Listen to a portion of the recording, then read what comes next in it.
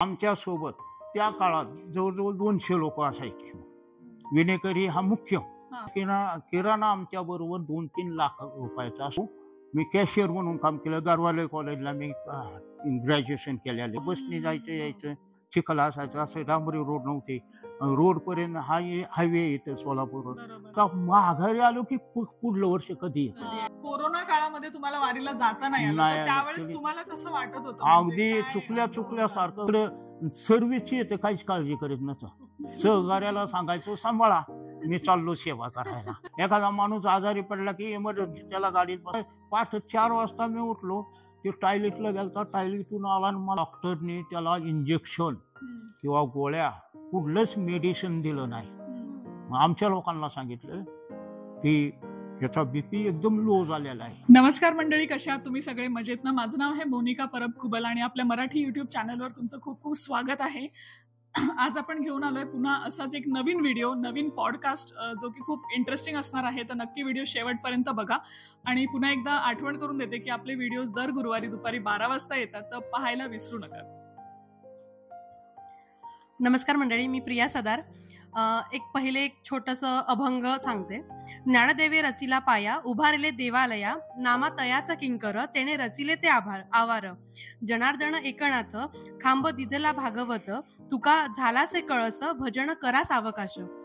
आता मी हे अभंग सांगितलंय, कशासाठी सांगितलंय, काय सांगितलंय हे मोनिका तुम्हाला सांगेल.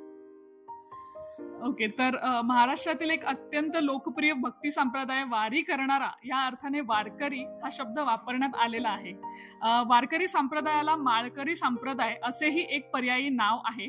प्रत्येक वारकऱ्याच्या गळ्यात तुळशीच्या 108 मण्यांची माळा असते. तर यावरून तुम्हाला समजलंच असेल की आमचे आजचे पाहुणे कोण आहेत आणि कुणाचा इंटरव्ह्यू होणार आहे. तर आपण त्यांच्याकडूनच जाणून घेऊयात त्यांच्याबद्दल. रामकृष्ण हरी. मी दत्तात्रय महाराज घुले, राहणार मांजरी बुद्रुक, तालुका हवेली, जिल्हा पुणे.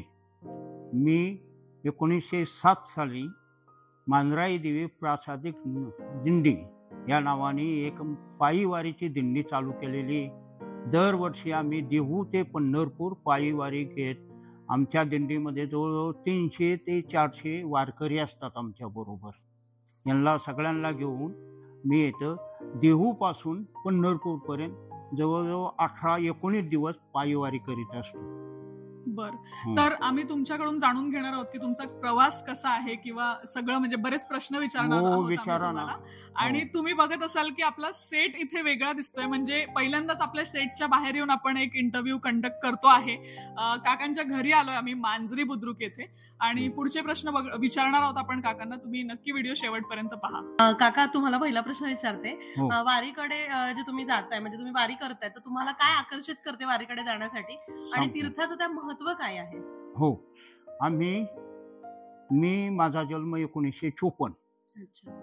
आमची आजी होती ज्या वेळेला मी 12-13 वर्षाचा होता, म्हणजे 4वी-5वीला. त्यावेळेला आमची आजी माऊलीच्या पालखी बरोबर आम्हाला घेऊन जायची. मला एकट्यालाच नाही, माझ्या 2 बहिणी, म्हणजे दरवर्षी वेगवेगळे. तर तेव्हापासून म्हणजे 1900 सांगता नाही येतं साल, पण तेव्हापासून माझी पायीवारीची सुरुवात झाली. अगदी लहान असल्यापासून 12-13 वर्षापासून कंटिन्यू या आजपर्यंत, म्हणजे 2024 पर्यंत मी जवळजवळ 55 ते 56 वाऱ्या केल्या. यातल्या 2 वाऱ्या करता नाही आल्या. ह्याच्यामुळं कोरोनामुळे सगळंच बंद होतं ना. आता पंढरपूर हे ठिकाण ते वारकऱ्यांचं किंवा आपल्या हिंदूचं सगळ्यात महत्वाचं ठिकाण आहे. आणि मोक्षाची प्राप्ती फक्त आपण पांडुरंगाचा कळस पाहिला की होते. जसं काशीला गेल्यावर मोक्ष प्राप्त होतो, पण तिथं कसं आहे, मरावं लागतं. जर आपण काशीला जाऊन मेलं तर मग शंकर भगवान येऊन आपल्या कानामध्ये तारक मंत्र ठेवतात. पण पंढरपूरचं त्याचं एवढं, आणि सगळ्या दुःखातून संकटातून तारून नेलेला आपल्या हिंदूचा एकच देव म्हणजे विठ्ठल परमात्मा, विठ्ठल रुक्माई. अशा प्रकारे माझ्या वारीची सुरुवात झाली. आता पुढे असं करता करता मी सर्व्हिसला होतो, कॅशियर म्हणून. शुगर फॅक्टरी येथे ओढला, त्या कॅशियर म्हणून. त्याच्या अगोदर मी शाळेत असताना, कॉलेजला असताना किंवा नोकरीमध्ये अगदी वारी करून आलो की माझी सुरुवात व्हायची पुढल्या वर्षाची. ते आता मी कॅशियर असल्यामुळं मला अर्ज वगैरे अगोदर रजा मंजूर करून घ्यावा लागला. जवळजवळ 20-25 दिवसाची रजा असायची माझी दरवर्षी. कारण असं करता करता आम्ही चालू केली वारी. 1980 पासून माऊलीच्या बरोबर नाही, मग भालेकर भाऊन भंडारा डोंगर भालेकर भाऊंनी ह्या मार्गे तुकाराम महाराजांच्या बरोबर दिंडी चालू केली. ती महाराजांच्या 1980ला ती तुकाराम महाराजांच्या बरोबर पहिली दिंडी होती की स्वतःच व्यवस्था करणारी. तोपर्यंत कसा समाज होता, एक छोटासा समाज होता तुकाराम महाराजांच्या पालखी सोबत. एकदा 1000-1200 लोकच असतील 1980 पर्यंत. मग भालेकर भाऊंनी काय केलं, एक ट्रक घेतला, एक 40-50 वारकरी जमा केले. मग मावळ भागातले असते इकडं तर आमच्या हडपसर मधून सुद्धा येतं. निघालो आम्ही 15-20 लोक. ती पहिली तुकाराम महाराजांच्या सोहळ्याबरोबरची पहिली पायी वारी. त्यावेळेला कारण कसं होतं, सगळं बाहेर खाणारा समाज होता, वारकरी होते तुकाराम 1980च्या अगोदर. मग तिथपासून दिंडी चालू झाली. आमच्या दिंडीचा त्यावेळेला 13वा नंबर होता. सगळ्यात लास्ट चालायचं सोहळ्यामध्ये. पण किती अंतर, एक अर्धा किलोमीटर अंतरावर तुकाराम महाराजांचा रथ आणि त्याच्या मागं आम्ही. आता सोहळा एवढा वाढला, आम्ही आमच्या कुटुंबातल्या सगळ्यांनी पायीवारी केलेली आहेत, करतात अजून सुद्धा. यंदा सुद्धा आता माझा मुलगा, माझी मंडळी आणि मी 3 जण असतो. 2005 पर्यंत 6 पर्यंत आम्ही दुसऱ्यांच्या दिंडीमध्ये वारी केली.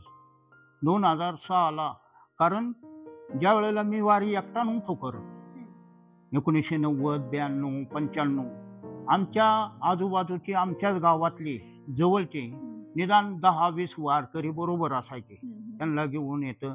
आता पुढं काय झालं, गावाने मी 1995लाच आमच्या गावाला म्हणायचो, आमचे जे भजनी मंडळ आहे किंवा आम्ही सप्ताह करतो, अखंड हरिनाम सप्ताह करतो हायस्कूलमध्ये, तर त्यावेळेलाच आमच्या लोकांना म्हणायचो आपण आपली स्वतंत्र दिंडी काढू. पण लोक कोण आहे, आता 15-20 दिवस येतं जेवा लागतो. हो, जेव्हा आणि मोठा व्यवसाय असतो, गाड्या लागतात, त्याला ट्रक लागतात, सगळं सामान लागतं, तंबू लागतो, आचारी लागतो. लोकांनी माघार घेतली. शेवटी येतं 2005-06ला मी जी लोक माझ्या बरोबर येणारी माथोबाच्या आळंदीत त्यावेळेला आम्ही चालायचो, इथं शेजारी गावी, तर त्यावेळेला लोक वाढत गेले. 2006लाच आम्ही फायनल केलं की आपल्याला आपल्या गावची स्वतंत्र दिंडी काढायची. किती, 2006ला.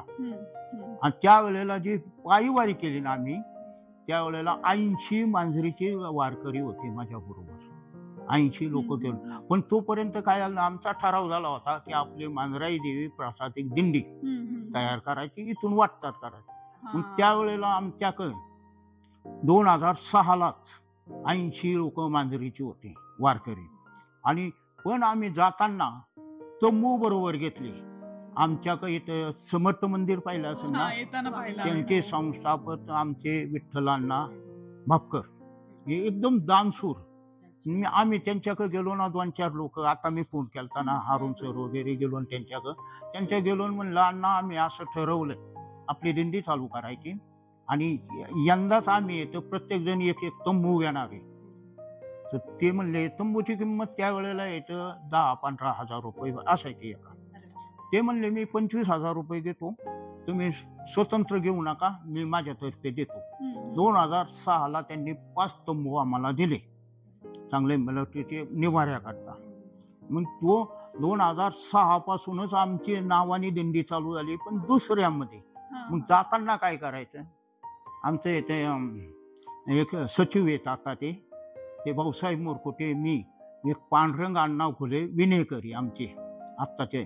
आता ते थकल्यात, यंदा 2 वर्ष येत नाहीत ती वारीला, परंतु येतं. आम्ही तिघांनी काय केलं, 2006ला जागा बुकिंग करीत गेलो. कारण वारी काढताना जागा महत्वाची, मुक्कामाची आणि दुपारच्या जेवणाची एकदम महत्वाची या गोष्टी आहेत की आपले तिथं गाड्या लागायला पाहिजे, तंबू टाकायला एवढी जागा लागते, जवळजवळ 5 गुंठे. हो, सुरक्षितता पण महत्वाची. हो, कारण पाऊस असतो, ऊन असतं, चिखल असतो. तर 2006ला आम्ही जाताना पंढरपूरला वारी करताना देहू पासून जागा बुकिंग केलो. आता तुमच्या भागात पहिल्या मुक्कामाला आम्हाला जागाच नाही मिळाली. खंडोबाचा माल तिथं आम्ही थांबायचो. हो, तिथं कुठंतरी रस्त्यावर झोपायचो.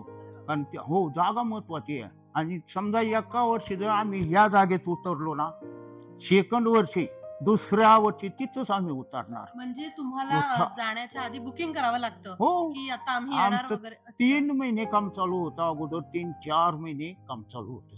आणि तिथून पुढेच तुमचा दिंडी प्रमुख म्हणून हा प्रवास चालू झाला. हो, म्हणजे संस्थापकच ना. हो, आम्ही 2007ला रजिस्ट्रेशन केलं धर्मदाय आयुक्तामध्ये. एक 20-22 लोकांची दिंडी. हो, नाही, नियुक्ती केली विश्वस्त अच्छा, म्हणून. ओके. 20-22 मग त्याच्यात अध्यक्ष झालं, हा. कार्याध्यक्ष झालं, उपाध्यक्ष बॉडी झालं. तयार केली. हो, बॉडी तयार झाली. खजिनदार, उपखजिनदार, संस्थापक वगैरे. आता अडचणी अशा, ते 2006लाच आम्ही इथं जागा बुकिंग करून गेलो मुक्कामाच्या. देहू पासून प्रत्येक ठिकाणी, प्रत्येक गावात पहिला मुक्काम पुढे तिथं ते जागा लिहून घ्यायचो. म्हणजे एक रजिस्टरवरती जागा मुक्काम करून गेलो. आणि 2007ला आम्ही आमची मांजराई देवी प्रसाद दिंडी चालू केली देहू पासून. आम्ही देहू पासून पायीवारी चालू केली. तर आमच्या सोबत त्या काळात जवळजवळ 200 लोक असायचे बरोबर, वारकरी. मांजराई देवी प्रसाद दिंडी 200 वार. मग आम्ही इथं अगोदर तुम्ही म्हटले ना त्याप्रमाणे 3 महिने अगोदर गावामध्ये फिरायचो, प्रत्येकाकडे जायचो. या आपली दिंडी निघालेली. मग लोक येतं जेवणाकरता पंगत म्हणून, ह्या दिंडीमध्ये पंगत म्हणून मग सर्वसाधारण 2000 रुपये त्यावेळेपासूनच चालू केलेले. की आम्हाला गावची लोक, आमचं गाव खूप मोठं आहे, तुम्ही पाहिलंच आता. तेच प्रकार इकडे हडपसरपर्यंत, इकडे लोणीपर्यंत. तर आमच्याकडे दानशूर लोक खूप मोठे. 2006ला आम्ही पंढरपूरला वाखरी गावाच्या पुढं डाव्या हाताला 20 गुंठे जागा खरेदी केली दिंडी करता. आणि गावातल्या वर्गणीपासून तिथं आता 15,000 स्क्वेअर फूटची 3 मजली इमारत उभी आहे. अगदी त्याला तुमच्या संस्थांची जवळजवळ 3 कोटी रुपये खर्च 2010-11-12ला काम चालू होतं. त्यावेळेला जवळजवळ 3 कोटी रुपये गेले आमचे. 5,000 स्क्वेअर फूटच्या खाली भोजन आणि स्वयंपाक याच्याकरता हॉल आहे. आमच्या खालच्या म्हणजे जेवणाकरता त्या हॉलमध्ये जवळजवळ एका वेळेला 500 लोक बसू शकतात. 15,000 स्क्वेअर फूट आहे ना, 5,000 स्क्वेअर फूट. त्यानंतर वर जिना चढून गेलो की आम्ही हॉल केलाय, सभा हॉल, स्टेज वगैरे. शेजारी 2 अटॅच रूम बनवलेले आहेत. आणि वर येतं प्रत्येका गावाने आम्हाला देणगी दिली. तर प्रत्येकाने 5 लाख रुपये एका खोलीला दिले. असं आमच्या 12 खोल्या आहेत ह्या हॉलमध्ये, वाखरीच्या धर्मशाळेमध्ये आमचं. आणि त्याचा वापर कसा करता, म्हणजे कशासाठी वापर? म्हणजे आता कोणाचे लग्न कार्य, एखादा कार्यक्रम तिथं होतो. आमचा मॅनेजर म्हणून माणूस आहे पवार महाराज, एकदम उत्कृष्ट फॅमिलीसह. त्याला 2 मुले आणि ते 4 जण राहतात तिथं. लग्न पण होतात त्या आमच्या वाखारीच्या दरम्यान. लग्न काही कार्यक्रम होतात आणि सतत लोक जाणं येणं आहे ना. तर आम्ही बाहेरच्या लोकांकडून मुक्कामाचे पैसे घेतो. पण आमच्या मांजरी गावचा कोण गेला ना, अगदी छोटा असू द्या, गरीब असू द्या, श्रीमंत असू द्या, कारण ते एअर कंडिशन रूम बनवलेले आहेत आम्ही. अटॅच संडास बाथरूम. म्हणजे आपल्याला याच्यातून सगळं करता आलंय की हो. सपोर्ट नाही तेवढा तिथं खर्च पण आहे ना तेवढा. साफसफाई 20 गुंठ्या जागेची. मांजराई देवीच्या नावानेच आहे का ते पण? हो, मांजराई देवी वर समोर सांस्कृतिक भवन आहे. वर बोर्ड. कधी गेला तर अवश्य जा तिथं. मला फोन करा, मी तुमची मुक्कामाची सोय करतो. जे विना घेऊन जातो आम्ही देऊन. विनेकरी हा मुख्य. आता आमचे विनेकरी आतापर्यंत होते पांढरा हुले. यंदा त्यांचा छोटाचा ऍक्सिडेंट झाल्यामुळे ते येऊ शकले नाही. मग मी विनाची जबाबदारी घेतली. अचानक कुठला माणूस आला. हो, या वर्षी मी विना चालवला. आणि त्या जे विनेकरी आहेत त्यांचा एक भाऊ आहे. मग दोघांनी कंबाईन म्हणून एक दिन सकाळी यायचा दुपारपर्यंत, एक दिवस दुपार यायचा मुक्कामापर्यंत, असं येतं विना. कारण दिंडीचा प्रमुख कोण असेल तर तो विनेकरी सांगितलेला आहे. विनेकरीच्या आदेशावरून दिंडी वाटचाल करीत असते, पायवारी करीत असते. तर आमचं कलेक्शन जवळजवळ येतं 12-13 लाख रुपये होतं. कोण पंक्ती देतात किंवा रस्त्याने काही दानशूर लोक आहेत ते स्वतःचे जेवणे देतात आम्हाला. म्हणजे वारीच्या वेळेस हो, दिंडीला जे वारकरी असतात त्यांना. तर उदाहरणार्थ बारामतीमध्ये आम्हाला जेवण मिळतं, इथं भांडगाव मध्ये दुपारचं जेवण तेच देतात. आम्ही काही आमच्या गाडीतून काढत नाही. आमचा किराणा आमच्या बरोबर 2-3 लाख रुपयाचा असतो. म्हणजे तुम्ही घेऊन जाता सगळं? हो, बरोबर असतो. आमचा आचारी 1 लाख रुपये घेतो, म्हणजे मांजरी ते पंढरपूर 1 लाख रुपये. पूर्ण दिवस ते सगळं आमच्या सगळ्या 200-300 लोकांचं ते भोजन करून ठेवणार. आणि मला एक गोष्ट सांगा की आता इथून तुम्ही म्हणजे सुरुवात इथून तुम्ही सगळ्या आधी जमत असाल इथे, आणि इथून तुम्ही कुठून सुरुवात करता? देहूपासून सुरुवात. हो, देहूला जमता आणि तिथून मग पुढे तुम्ही पालखी निघते ना. पहिल्या दिवशी प्रस्थान होतं. यंदा 28 तारखेला 28 जूनला प्रस्थान होतं. त्या दिवशी तुकाराम महाराज येतं, तिथंच मुक्कामी असतात इनामदार वाड्यामध्ये. मग दुसऱ्या दिवशी तुमच्या मुक्काम असतो आकुर्डीला. दुसऱ्या दिवशी आकुर्डीला मुक्काम. तिथून नंतर पुण्यात येतो, पुण्यात 2 मुक्काम. आणि तिथून आता तुकाराम महाराज इथं लोणी काळभोर म्हणून आहे, तिथं मुक्काम असतो. किंवा माऊलीचा सासवडला मुक्काम असतो, माऊलीचा सोहळ्याचं. तर सोहळ्याबरोबर 10-12 लाख रुपये असतात एका सोहळ्यामध्ये. माऊलीचा ज्यादा असतो, तुकाराम महाराजांचा जरी 8-9 लाख रुपये लोक येतं जमतात पंढरपूरला जाईपर्यंत. पंढरपूरला म्हणजे सगळे जमत जातात प्रत्येक ठिकाण? नाही, आता काय होतं, काही लोकांना सवड नसते. तर तुकाराम महाराजांचा देहू ते पंढरपूर 18 दिवसाचा प्रवास असतो. मग काय लोक येतं 15 दिवस येतात त्यांच्या सवडीप्रमाणे, 10 दिवस येतात कोण. पण काय म्हणजे सांगायचं तात्पर्य काय आमच्या गावातून निघतात तोपर्यंत आम्ही दिंडी विनाई इथपर्यंत घेऊन येतो देऊपासून. मग इथून पुढे येतं, मग काय लोक येतं ऍड होतात पुढं लोणी काळभोरला पहिल्या मुक्कामाला. त्यानंतर काय बारामतीला जितकं ज्यांना शक्य असेल. हो, ज्यांना सवडी अवलंबून असते ना, कामधंदा करून सुद्धा देव करायचा आहे. हो. तर जवळजवळ काही लोक बारामतीला येतात, इंदापूरला येतात, अकलूजला येतात. बरं, आता एक गोष्ट सांगा. आता जसं तुम्ही म्हणालात की तुम्हाला आता वारी पूर्ण करून आलात की तुम्हाला पुढच्या वारीची उत्सुकता लागते. तर आता कोरोना काळामध्ये तुम्हाला वारीला जाता नाही आलं, त्यावेळेस तुम्हाला कसं वाटत होतं? अगदी चुकल्यासारखं करमतच नव्हतं त्या काळामध्ये. अगदी जेवण जात नव्हतं, झोप लागत नव्हती. की ते विचार करायचा की आज दशमी आहे, आपण आज वाखरीला असतो इथून. तरी आम्ही येतो 4 व्हीलरनी गाड्या करून आलो. पण ते 2 वर्ष तुम्ही मनाने हो, जाऊन आलो ना पंढरपूरला. हो, जाऊन आलो 2 वर्ष सुद्धा. एखादा अभंग वगैरे आम्हाला ऐकवाल का? म्हणजे तुम्ही कीर्तन अभंग? हो, करतो ना. मी येतो 2005 पासून कीर्तन करतो. 5च्या अगोदर 1-2 नाही का, हे मुलीचं लग्न होण्याच्या अगोदर मी प्रवचन 2000 सालीच सुरुवात केली. एक आमचा सांप्रदायिक होता, त्यांनी म्हणले आमच्या गावात सप्ताह इथं फुरसुंगी म्हणून दत्ताचं मंदिर आहे, तुम्ही प्रवचन करायचं. माझी तर काही तोपर्यंत तयारी नव्हती. बाईकची सवय होती मला, कारण भजन वगैरे करताना अलाउन्सिंगची वगैरे सवय होती. त्यांनी ओळखलं, त्यांनी या म्हणले, आमचे गुरु तिथंच होते, त्यांनी मला येतं लगेच तयारी करून दिली. मी उत्कृष्ट तिथपासून माझी सुरुवात झाली. आता प्रवचन करायचं मी 2005 पर्यंत. आता एक दिवस काय झालं, मी ऑफिसला येतं चिवरला होतो आणि माझ्याबरोबर इथून हडपसरचे कीर्तनकार असायचे. पुढे कार्यक्रमाला जाताना मी प्रवचन करायचो आणि ते येतं तांगडे महाराज म्हणून ते कीर्तन करायचं. एक शेजारचा वाडे बोलायचा माणूस आला, माहिती आहे तुम्हाला, मोठी देवी.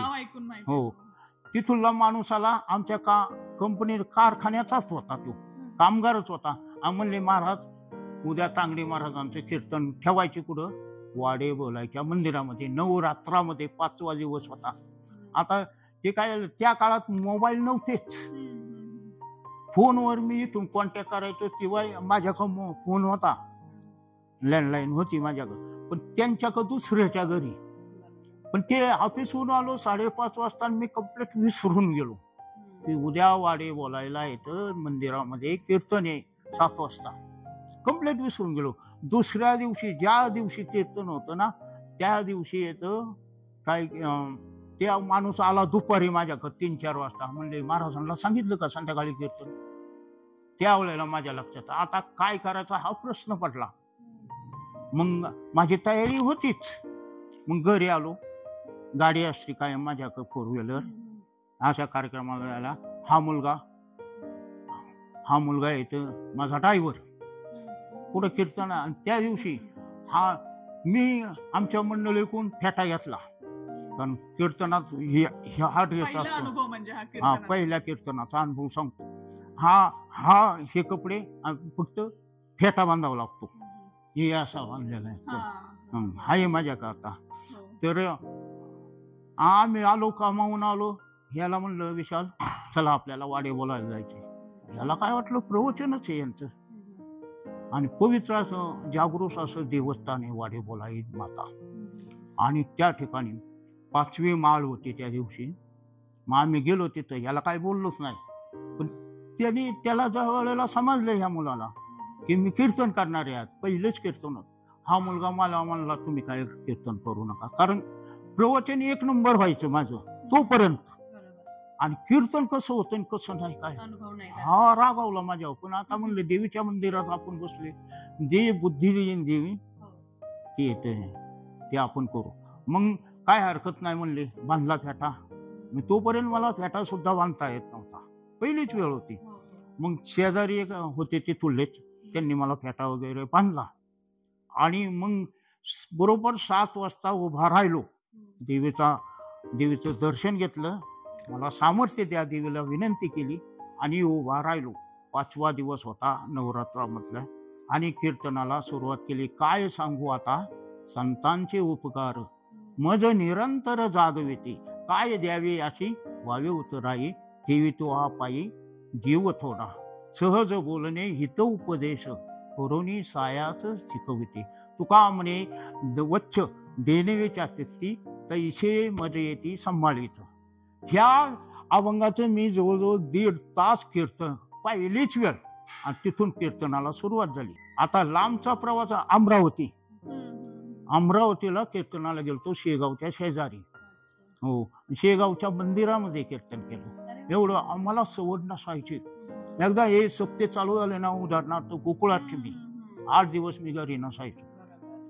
आणि गोकुळाष्टमीला 8 दिवस 8 कीर्तन. मग तिकडं सर्व्हिसची येते, काहीच काळजी करीत नव्हतं. सहकार्याला सांगायचो सांभाळा, मी चाललो सेवा करायला. पंढरीशी झाले आल्यानं संसारा, दिनाचा सोयरा पांडुरंग, वाट पाही उभा भेटीची आवरी, कृपालू तातडी पुतावळ, मागील परिहार पुढे नाही शिन, झाली या दर्शने एक वेळा. पण एक प्रश्न विचारते, प्रवासासाठी आता तुम्ही इतक्या लांबच्या प्रवासाला जाता वारीला, बरोबर? तर तुम्ही शारीरिक आणि मानसिकरित्या किंवा आध्यात्मिकरित्या कशी तयारी करता त्याची? हो, तुम्हाला सांगितलं ना, वयस्कर व्यक्ती अजून पण असतात तुमच्यापेक्षा पण आहेत ना. 3 महिने अगोदर आम्ही सुरुवात करतो. आमच्या कमिटीची बॉडीची मीटिंग होते अगोदर. मग त्यापासून तयारी करावं लागतं. प्रत्येक व्हिजिट करावी लागते. ज्या ठिकाणी आम्ही दुपारचा जेवण मुक्काम आणि संध्याकाळचा मुक्काम, त्या ठिकाणी आम्ही व्हिजिट करावं लागते. कारण आपली जागा जागावे का, एखादा बंगला असतो किंवा त्याचं कंपाऊंड असतो वगैरे, बघायला तुमची म्हणजे मानसिक शारीरिक म्हणजे समजा आता काही आजारपण असेल काय असेल तर त्याची सेवा केली जाते. आमच्या बरोबर 2 ट्रक, एक पाण्याचा टँकर, 2 टेम्पो, 2-4 4 व्हीलर असतात. एखादा माणूस आजारी पडला की इमर्जन्सी त्याला गाडीत बसवायचं, दवाखान्यात घ्यायला. आमचे ते विभाग आहे असे स्वतंत्र. आता पायीवारी करणारे पाठीमागं असतात, पण पुढे स्वयंपाक करणारे हे वेगळं युनिट असतं. तंबू ठोकणारं युनिट वेगळं असतं. ते आमच्या मुक्कामाची सोय करतात आणि स्वयंपाकाला आचार्य असतो. सगळ्या गोष्टींची सोय करून जावे. तुम्हाला सांगतो, आम्हाला दिहू पासून अशी काही संस्था असतात, काही कंपन्या त्या दिहू पासून पुण्यात खूप मिळतात, मेडिसिन दिली जाते. आणि मेडिसिनचे बॉक्स असतं ना, त्याच्यावर लिहिलेलं असतं तापा करता कुठलं औषध घ्यायचं. मोठाले बॉक्स असतात, तुमच्या गावात पण मिळतात. हो, तुमच्या गावात पण मिळतात असे प्रत्येक. आणि मग आमची लोक काळजी घ्या. तर अनुभव कसा आहे म्हणजे काका, जेव्हा तुम्ही सुरुवात केली वारीची तेव्हाचा आणि आता जे तुम्ही म्हणजे 18-19 वर्षानंतर जो बघतोय त्याच्यातला म्हणजे अनुभव काय तुमचा? हो, पूर्वी मुख्य म्हणजे गैरसोय असायची. पूर्वीच्या ज्या वेळेला 80ला काहीच नव्हतं, लोक एक येतं 1000-2000 लोक असतील तुकाराम म्हणजे रस्ते महाराजांच्या खराब असतील अहो कच्चे रस्ते, मुक्कामाची सोय नाही आणि जेवायला नसायचं व्यवस्थित त्या काळात. पण आता सगळ्या दिंड्या हायफाय झालेल्या आहेत, सगळ्या दिंड्या. जेवढा सोहळा चालतो ना आता येतं आमचा दिंडीचा क्रमांक आहे 2007चं आमचं रजिस्ट्रेशन आहे. दिंडीचा क्रमांक 176. रथापासून तुकाराम महाराजांच्या रथापासून पाठीमाग आम्ही जवळजवळ 2 किलोमीटर असतो. आमचा नंबर 176 आणि हा शिस्तबद्ध सोहळा आहे. अगदी कोण कोणाच्या वाट्याला जात नाही. समजा आमच्या दिंडीने ह्या वर्षी इथं मुक्काम केला ना, आयुष्यभर दुसरी दिंडी त्या जागेवर येत नाही. म्हणजे शिस्त जी म्हटली जातं की आपोआप वारकऱ्याच्या अंगी विणलेली आहे आणि कुणाचा काही संबंध नसतो आणि प्रत्येकाची सोय केली जाते दिंडीच्या तर्फे. कारण ज्या वेळेला आम्ही एंट्री करतो ना, वारकरी आमच्या बरोबर येतात ना, पावती फाडावं लागते. की जेव्हा तुम्ही तिथे पोहोचता पंढरपूरमध्ये आषाढी एकादशी दिवशी, बरोबर, तर तेव्हा तुम्हाला आतमध्ये जाऊन दर्शन मिळतं का? म्हणजे आतमध्ये जाता येतं का की कसं? म्हणजे तिथला अनुभव सांगा कसा असतो. सांगतो ना. काही लोक खास देवाकरता गेलेले असतात ना, ते 2-2 दिवस नंबरला लागतात. 2-2 दिवस नंबरला लागून येतं, दर्शन घेणारे आहेत. आपण त्याचं प्रमाण किती? 5-10%. बाकीचं सोहळा म्हणजे पायी वारीचं असं महत्व आहे की पायी तीर्थयात्रा मुखी रामनाम. तिथे मग तुम्ही दर्शन समजा आता तुम्हाला आत नाही घेता येते, बरोबर, तसं काय करता? म्हणजे असा नियम आहे वारकऱ्यांचा. आता 15-20 दिवस चालत असतात ना, देऊला तर 18 दिवस चालत, 17 दिवस तुकाराम ज्ञानेश्वर महाराज चालत. मग तिथं काय नियम आहे? पूर्वीच्या पासून अगदी पुरातन काळापासून काय नियम आहे की इथं जायचं, चंद्रभागेला स्नान, महत्वाचं ते. सगळी पुण्याची प्राप्ती, सगळे आपली पाप धुवून जातात, मोक्षाची प्राप्ती कळस पाहिचा. कारण इथं एवढं 30 तास 32 तास 36 तास लोक थांबवू शकत नाही ना. हो, एवढे आलं म्हणजे 2 दिवस कोण थांबणार आहे वारी? मग खरा वारकऱ्याचा नियम मोक्षाची प्राप्ती आणि वारीची पुण्य त्यावेळेलाच प्राप्त होतं. चंद्रभागेला स्नान करायचं, नगर प्रदक्षिणा आणि कळसाचं दर्शन घेतलं. हो, सगळे वारकरी हे असंच करतात का? जवळजवळ 90-95% तरी सुद्धा काही पायीवारी न करणारे असतात ना, ते केवळ दर्शनाकरता की आषाढी एकादशीची पुण्याची प्राप्ती तिकडेच येतात. हो, हो, होतो ना. आमची रिंगण होतात ना प्रत्येक गावात. ठराविक म्हणजे नियम आहे. सोपान काकाचा असू द्या, ज्ञानेश्वर महाराजांचा असू द्या, मुक्ताईचा असू द्या, तुकाराम महाराजांचा सोहळा असू द्या, वेगवेगळे चालतात ना. पंढरपूरच्या अलीकडे होतं. आता माऊलीचं रिंगण कुठं होतं? वाखरीला. शेवटच्या दिवशी नवमीला होतं. नवमीला होतं. ठरलेले ठिकाण आणि वेळ आणि शिस्त असते वारीत.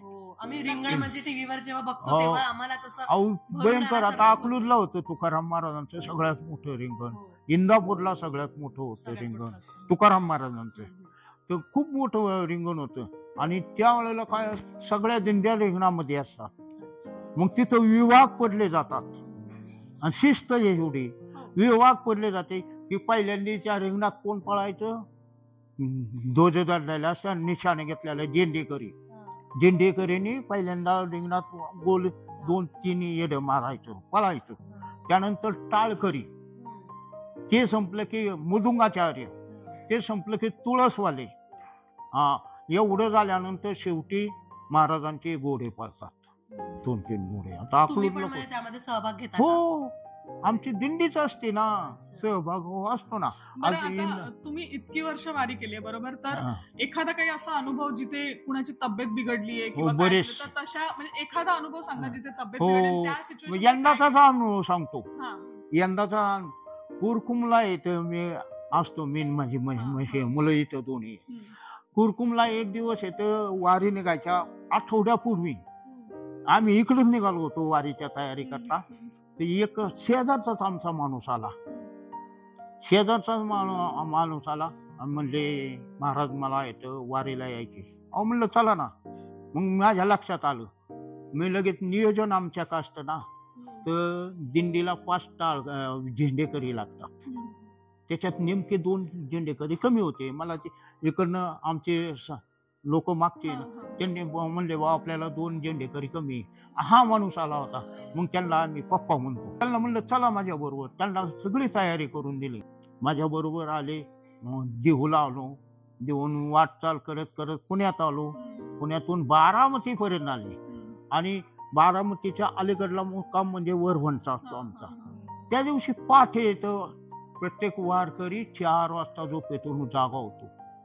अगदी आपोआपच जाग येतो. झोपायला 12 वाजू द्या, दिवसभर चाललेला असू द्या, पण तो 3-4 वाजता येतं. आमच्याकडं काही महिला येतं पाठच उठून त्या आंघोळी करता जातात. 2-3 वाजतात. टँकर खाली आंघोळ करावं लागते ना, ते नंबर लागावं म्हणून. आता पाठ 4 वाजता मी उठलो. ते टॉयलेटला गेलता. टॉयलेटून आला आणि मला येतं म्हणला महाराज माझी तब्येत येतं खराब झाली. काय होतंय म्हणले चालवणार. म्हणलं काय एक काम करा गाडीत जा पुढं. अशा लोकांची आम्ही सेवा करतो. आता आमचंच हे उदाहरण सांगतो. यंदाच घडलेलं आहे जूनमध्ये जुलैमध्ये. तर त्याला म्हणलं गाडीच बस आणि पुढल्या मुक्कामाला जा. पुढला मुक्काम बारामती. आता हा गेला की आमची तिथं कमिटीच होती. काय 4-5 लोक तिथं काम करणारे असतात मुक्कामाचे. मग त्यांनी काय केलं त्याला गाडीत बसवला आणि डॉक्टर नेलं बारामतीमध्ये. मोठे डॉक्टर होते कारण वारकऱ्याला त्याला सवलतीच्या दरात पुरवलं जातं. आता येतं काय झालं त्याला लिहिलं तर त्या डॉक्टरने त्याला इंजेक्शन किंवा गोळ्या कुठलंच मेडिसिन दिलं नाही. मग आमच्या लोकांना सांगितलं की ह्याचा BP एकदम लो झालेला आहे. तर मग आता काय औषधं वगैरे दिलं. मी त्याच्या मुलाला येतो फोन लावला.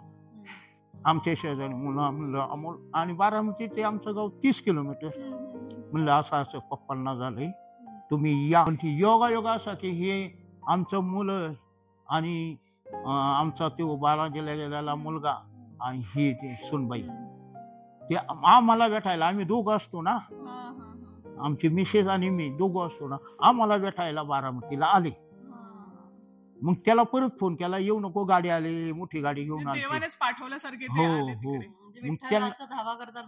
हो आता त्याच्या नशिबात नव्हती वारी का काय माहीत पण येत ते आलं. मग जेवण वगैरे ह्यांनी तर त्याला हे काय 2 पोरं 4 मुलं आमची नातू आणि सुनबाई आणि मुलगा. मग त्यांना येतं गाडीत टाकला आणि तिकडल्या घरी त्यांना मुक्कामच करायचं होतं. दुसऱ्या दिवशी अक्कलकोटला जायचं होतं. मग त्याला येतं पोचावला. तर आता म्हणजे एक प्रश्न माझा असा आहे की ज्यांना नवीन दिंडीला जाण्याची इच्छा आहे जसं की तरुणाई आहे त्यांना जर यात यायचं असेल तर तुम्ही त्यांना काय उपदेश द्याल, काय संदेश द्याल? हो उलट त्यांची आम्ही सेवा करतो. आता पूर्वीचा काळ असा होता की नवीन माणसाला एंट्री देते जात नव्हते. पूर्वीचे आजोबा वगैरे मागच्या पिढीचे काळ. एखादा बसनात नवीन मुलगा आला ना त्याच्या हातातून टाळे हिसकून देतो. पण आता आमचाच अनुभव सांगतो. आमचे ते 4-5 प्रमुख आहेत ते काय करतात नवीन माणूस आला ना त्याचं आदराने स्वागत केलं जातं आणि त्याला येतं जशी संधी मिळत भजन गा बाबा प्रवचन कर. आम्ही येतो सेवा करतो त्यांची उलटी. आम्हाला असं की आमच्या पाठीमागे कोणतरी पाहिजे ना. आता आमच्यातले 2-3 आमची जी पहिली बॉडी होती त्यातले 2-3 लोक रिटायर झाल्यात. एक पिढी तयार करायला पाहिजे. हो आणि नवीन आहेत आमच्याकडे. हो आहेत ना चालतो. आणि नवीनला आम्ही उलट असं तिरस्कार करत नाही आनंदाने स्वागत करतो त्यांचे. हो घेतो ना. हो ते सांगतील तसं करतो ना. आपला जर नियमात बसलं तर त्यांनी सांगितलेलं आम्ही अवश्य स्वीकारतो आणि त्याप्रमाणे. बऱ्याच लोकांना वाटेल की हा आम्ही यायला पाहिजे. हो एक आता तुमचा जे काळ होता आणि आता नवीन पिढीचा जो काळ आहे त्यात खूप विचार म्हणजे मतभेद होऊ शकतात आहेत ना. तर त्यांच्या मताप्रमाणे आम्ही कार्य करतो आणि त्यांना सांगतो जर चुकीचं असेल जर चुकीचं असेल तर त्यांना सांगतो बाबा हे असं नाही पाहिजे असं पाहिजे. हो खूप मोठं प्रपंच असतो. नक्कीच तुम्हाला जर वारीला जायची इच्छा असेल तर तुम्ही यांना कॉन्टॅक्ट करू हो कधी बी या. हाय फाय सोय आपल्याकडे. अगदी थकला तर गाडी सगळी सोय मिळणार आहे तुम्हाला. हो थकला तर गाडी. विचारांची कुठेतरी दखल पण घेतल्या जाणार आहे हो या वारीत आल्यानंतर. हो त्यांचे विचार घेतो ना आम्ही. नक्कीच. खूप छान अशी माहिती दिलेली आहे काकांनी. एक अनुभव आपल्याला मिळालेले आहेत. आता काकांकडे भरपूर अनुभव अजून असतील, पण आपला व्हिडिओ खूप जास्त मोठा होईल. परत घेऊ. पुन्हा एकदा आपण कधीतरी आता भेटू. यंदा ह्या घरी आले पुन्हा वारीच्या वेळेस, तेव्हा आपण पुन्हा एखादा व्हिडिओ करू. तिथं बोलू आपण. सगळ्यांशी बोलू आपण, सगळ्यांना भेटूया. हो चालेल. हो. तर हा व्हिडिओ मी इथे संपवते. व्हिडिओ आवडला असेल तर व्हिडिओला लाईक करा, कॉमेंट करून सांगा व्हिडिओ कसा वाटतोय. चॅनलवर नवीन असाल तर चॅनलला सबस्क्राईब करायला विसरू नका. चला तर मग भेटूया पुन्हा एकदा एखाद्या अशाच नवीन व्हिडिओमध्ये. तोपर्यंत tata, bye bye, take care. Ramkrishna Hari. Ramkrishna Hari.